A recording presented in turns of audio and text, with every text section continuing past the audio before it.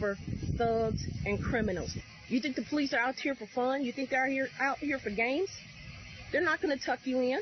They're not going to give you a cookie and sing you a lullaby and tuck you in. No, they're going to pop a cap in your ass. You shoot at them, they're going to shoot at you.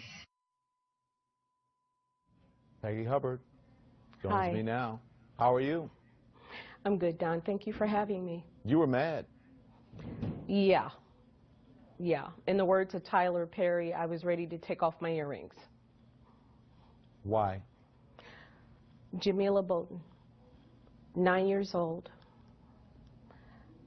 lost her life in her own home doing her homework. Second, third day of school, looking forward to her future, and she's killed by a drive-by shooting, and it was the wrong house.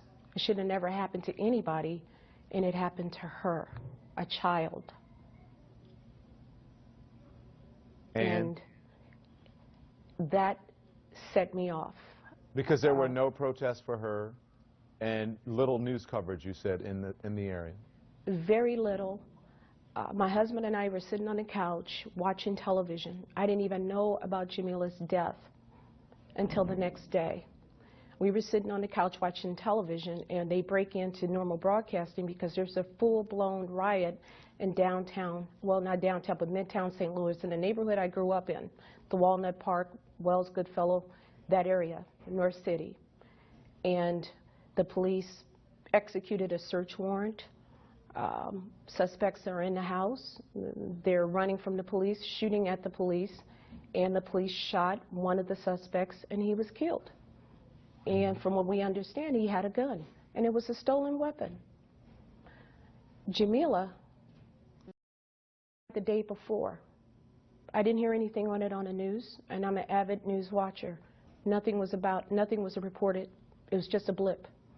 This guy dies, this Bay guy dies, and all of a sudden, there's a full-blown riot in the neighborhood I grew up in. And there's nothing for her. And we're hollering, Black Lives Matter. He had his chance to matter. He chose his path. He chose his destiny.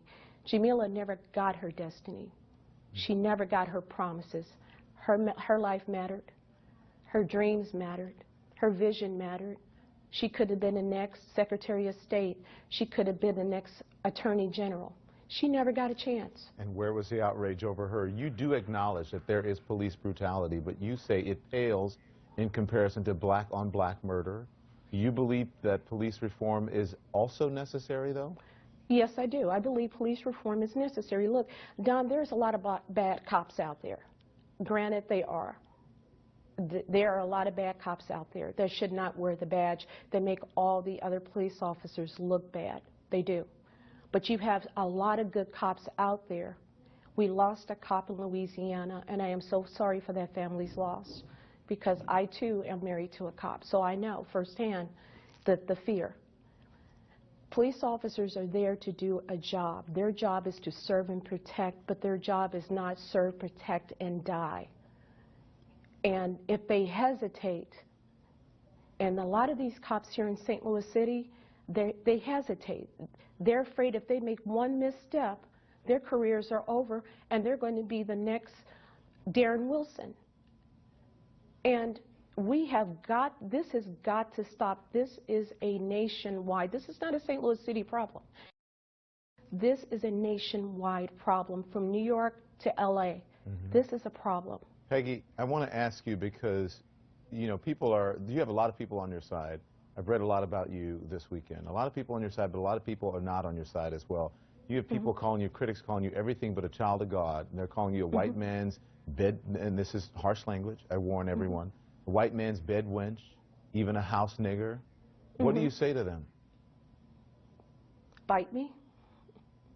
I'm not afraid to speak my mind. If they want to say that, knock yourself out, freedom of speech. But the truth hurts, and they know, deep down inside, they know I am telling the truth. They know I am speaking the word, and the word is we are wrong. Right now, we are dead wrong. They can call me whatever they want. I can take it. I'm tough. My grandmother raised me well. So call me if you will. Call me all the names you want, whatever's going to make you feel better. But I'm not going to stop, and I'm going to keep speaking for Jamila. She deserves that. She deserves her voice, her say, and I'm going to fight for her. I'm going to make sure nobody forgets her. You remember during the Baltimore riots, there was this one mom who found her son and then beat her right there on the street? That was my mother. And that was mine too. So, and you know, so hey, say what you want. You can say my mom was an abuser or whatever, but here I am, and I'm doing well. And a lot of people who are doing well who had moms like that. But what I have to ask you, did you have an issue with your own family? Did you turn in your own son because he wasn't doing right? Yes, yes, we did. Yes, we did. Don, it was the hardest thing I ever had to do. Now, let me clarify something. My husband had 4 children. I had 2 from a previous marriage. He had 4. I raised his children as we could. He took mine, I took his. Now, yes, I call him my son, but technically he is my stepson, but I had him for so long.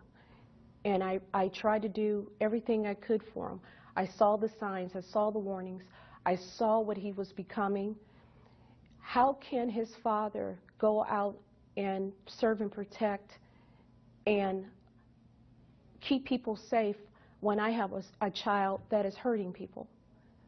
I can't have that. It was a thing about responsibility and accountability, and that's what I was raised and taught on. Yeah. So when I saw that he was going down that road and I saw what he did, I didn't have a choice. Yeah. It's my responsibility to make sure my child that I help raise, if he's done wrong, I'm going to hold him to that accountability. And that's what we don't have today. We're not holding our children accountable for their actions. I've got to ask you this, because you're a Marine. You served your country. Navy. Navy. You're a Navy. Sorry, you're in the Navy. Navy. You served your country very well. I want you to talk to me about privilege, because do you think that whites have a privilege, an advantage over blacks? Are you kidding? No. There is no such thing as white privilege. Don, let me tell you a story. I have a friend who is right now can't pay the house note, car got repoed, lights got shut off, water got shut off, okay? Can't buy food for their children, and they're white.